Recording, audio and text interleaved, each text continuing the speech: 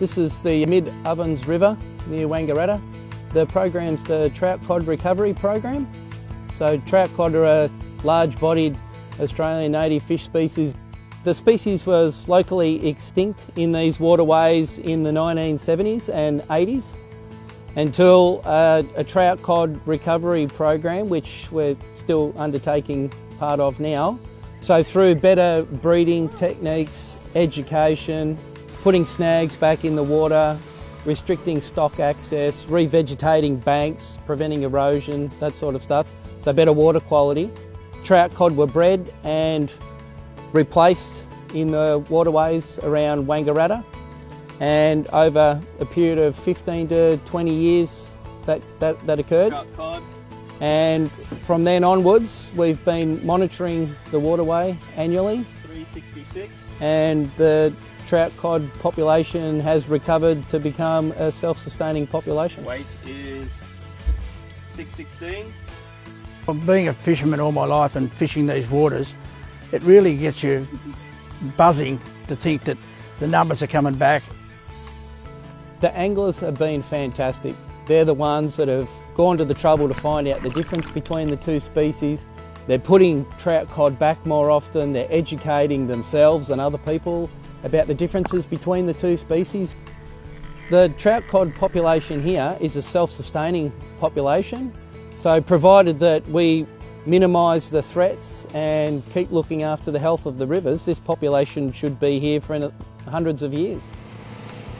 So we go through and we have 10 sites that we annually repeat the electrofishing, and over the last 10 years the numbers have significantly increased in the reach. I think in the first year, or the first few years, there was 30 to 40 throughout the reach that we were collecting, and that's gone up to about 270, 280 fish now, so it's an excellent success story for the old trout cod.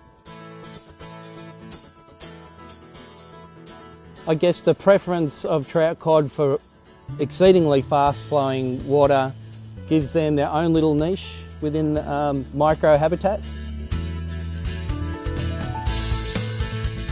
The evidence of the fish motels that were put in at Tarawinji, how it assisted the trout cod and murray cod to create a home and get away from the stinking carp.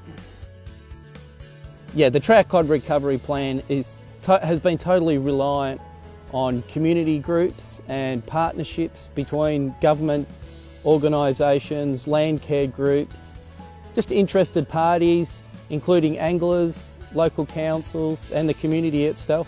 Probably the strongest point is that we're involved in removing the carp to allow the development of the trout cod and rejuvenate the numbers in our waterways. It's a whole mixture of river rehabilitation is going on and has been going on in the reach for probably the last 20 years, so that's all benefited trout cod. Assisting the Arthur Euler Institute, creating partnerships with other government departments, Nutrisoil being able to take the carp to them to recycle them, those things are very important. Yeah, the trout cod recovery program's a fantastic news story. It's really positive. It just shows that when all these groups get together, that we can save a species from extinction, and if we can do it here, we can do it everywhere.